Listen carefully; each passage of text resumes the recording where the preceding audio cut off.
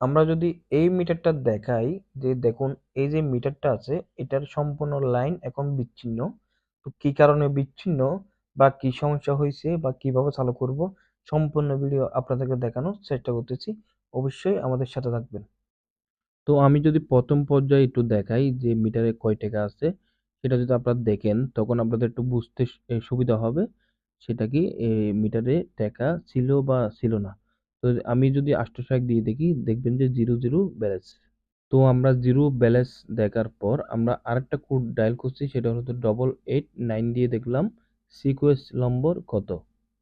তো যেহেতু সিকোয়েন্স নম্বরটা 14 ছিল, এখন আমরা 15 নম্বরটা নিয়ে ট্রাই করব। তো আমাদের যে 15 নম্বর কার্ডটা ছিল বা 15 নম্বর কার্ডটা রিসেট করছি, ওটা আমরা এখন মিটারে রিসেট করব। তো আমরা এখন এই যে কার্ডের মধ্যে যে সংখ্যাগুলো আছে এটা অবশ্যই মিটারে প্রবেশ করব।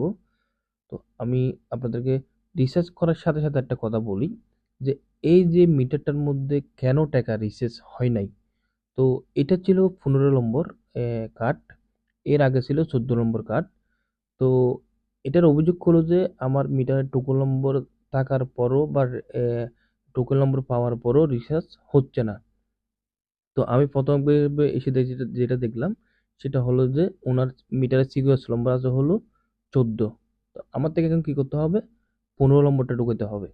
তো আমি 15 নম্বরটা খুঁজে নেওয়ার পর আমি মিটারে রিসার্চ করে দেখি যে মিটারটা চালু হয় কিনা।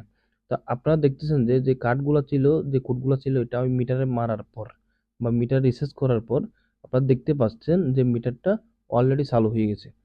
আমি যদি এখন টাকাটা দেখাই যে কয় টাকা আছে, সেটা যদি আপনাদেরকে দেখানোর চেষ্টা করি, দেখুন 357 টাকা। 357 টাকা এখন বর্তমান মিটারে আছে। তো মিটারে প্রথমে কয় টাকা ছিল সেটাও আপনাদেরকে দেখাইছি।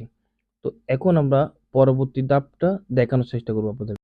তো এখন আমরা আবার সিকোয়েন্স নম্বরটা দেখবো যে কত আছে। তো দেখেন এখন হলো 15। তো আমরা প্রথমে দেখলাম 14, এরপরে কার্ডটা রিচার্জ করার পর এখন হয়েছে 15। তো এখন যে কার্ডটা আছে মোট মূলত এটা নিয়ে আমাদের সমস্যাটা হয়েছিল, যে 15 নম্বর কার্ডটা ছিল ওটা আমাদের এ উনি যার মিটার এবং যার মিটার উনি বলে একবার রিচার্জ করছিল।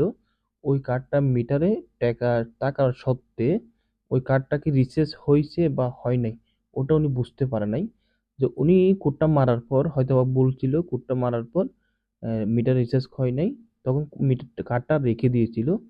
উনি মিটারে যখন আবার পুনরায় যখন টাকা শেষ হয় তখন আরেকটা কার্ড রিচার্জ করে, সেটা হলো যে 16। মানে অর্থাৎ ওটার টোকেন নম্বর ছিল প্রথমে যেটা মিটারে ছিল ওটা হলো 14, 15টা মিটারে 15 কার্ডটা মিটারে রিচার্জ করে নাই, 16টা নিয়ে ট্রাই করতেছে। অর্থাৎ 14 নম্বর মিটারে ছিল, 15 নম্বর কার্ডটা হারাই ফেলছে, তারপর 16 নম্বর নিয়ে ট্রাই করতেছে। তো এখানে কার্ডের সমস্যা হলো যে একটা মিটারের আপনি যখন একটার পর একটা ঢোকাবেন না তখন আর মিটারে রিচার্জ করবে না। তো এই যে মিটারটার মধ্যে সমস্যা ছিল সেটা হলো যে আপনার